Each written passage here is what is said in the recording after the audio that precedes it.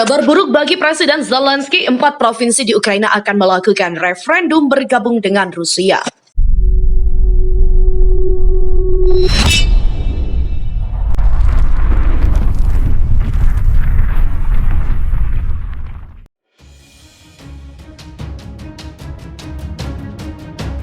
Perang yang terjadi antara Rusia dan Ukraina sampai saat ini masih berlanjut. Bahkan dalam perang ini, pasukan Rusia telah berhasil menguasai sejumlah wilayah di Ukraina. Perang yang dimulai pada 24 Februari 2022 dan kini telah memasuki bulan keempat belum juga menemukan titik akhir permusuhan. Bahkan sampai belum ada informasi lebih lanjut terkait dengan negosiasi damai antara Rusia dan Ukraina. Hingga saat ini pasukan Ukraina yang dipimpin oleh Presiden Volodymyr Zelensky itu juga masih terus berjuang dan melawan pasukan Rusia terus memasuki wilayah mereka.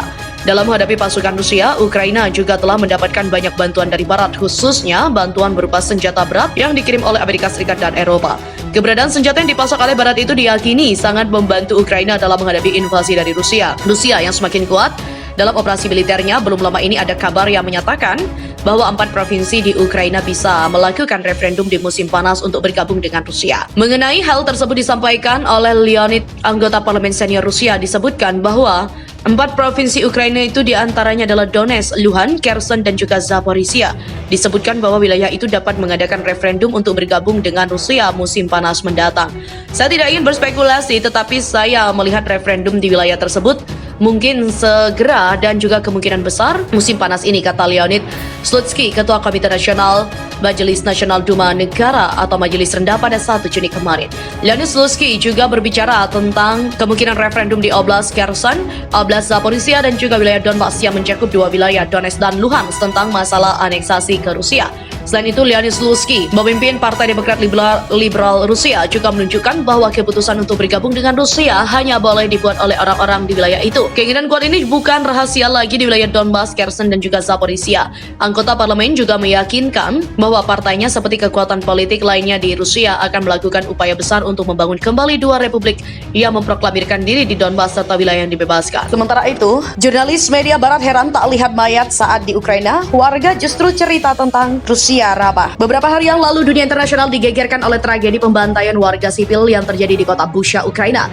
Tragedi ini awalnya diviralkan oleh pemerintah Ukraina yang merilis foto dan video mayat-mayat manusia dibiarkan begitu saja di jalan raya hingga di halaman rumah. Pemerintah Rusia sendiri juga telah menampik tuduhan tersebut dan menyatakan bahwa tragedi pembantaian itu adalah rekayasa pemerintah Ukraina. Dikutip dari tribunwow.com. Kini media asal Rusia RT.com mengklaim seorang jurnalis media Barat yang sedang melakukan liputan lapangan di kota Bucha. Dalam rekaman percakapan telepon itu, sang jurnalis diketahui bernama Simon. Simon bercerita kepada koleganya kala itu, ia sedang melakukan liputan lapangan di kota Borodinka yang terletak tak jauh dari Bucha. Simon lalu bercerita kota tersebut memang mengalami kerusakan parah karena serangan, namun dirinya tidak menemukan adanya bukti pelanggaran hak asasi manusia di sana. Simon juga menyampaikan ia dan krunya sempat mewawancarai sejumlah penduduk di Borodinka. Namun hasil wawancara justru mengatakan bahwa tentara Rusia bersikap ramah ke penduduk setempat, bahkan memberikan bantuan makanan hingga minuman. Simon lalu bercerita dirinya merekam semua itu dalam kamera.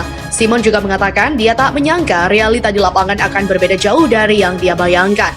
Lalu Simon juga melanjutkan ceritanya di telepon. Ada seorang jurnalis Prancis melihat mayat yang diduga tewas karena serangan, bukan dieksekusi mati. Sambungan telepon itu kemudian ditutup seusai Simon mengatakan akan berangkat ke Bucha untuk mengecek apakah ada bukti pelanggaran hak asasi manusia di sana.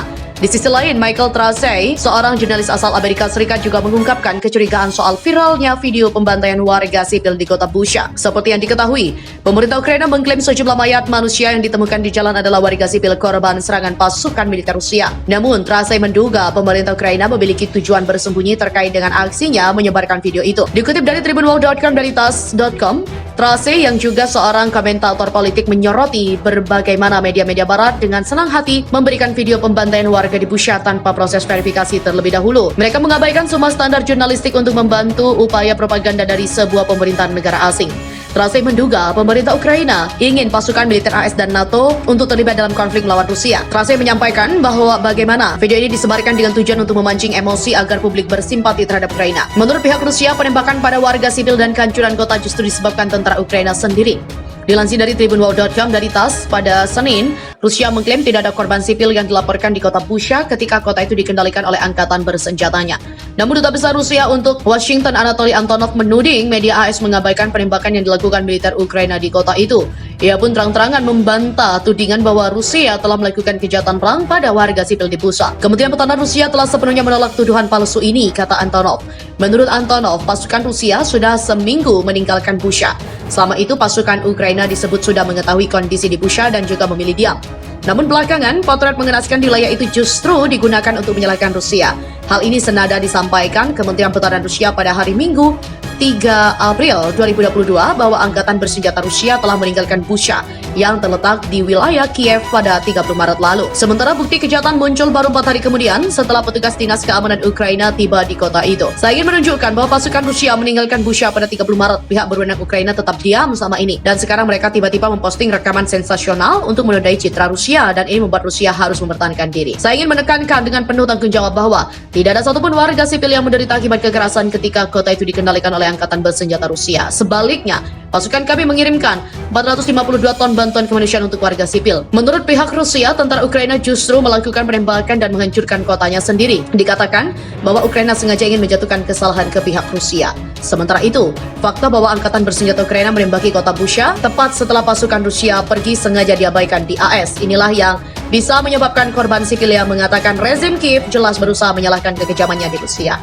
Di mana kementerian mengatakan dan juga menekankan bahwa pada 31 Maret wali kota Anatoly Fedorov juga telah mengkonfirmasi dalam pidato video bahwa tidak ada pasukan Rusia di Busha. Namun dia tidak mengatakan sepatah kata pun tentang warga sipil yang ditembak mati di jalan dengan tangan terikat di belakang.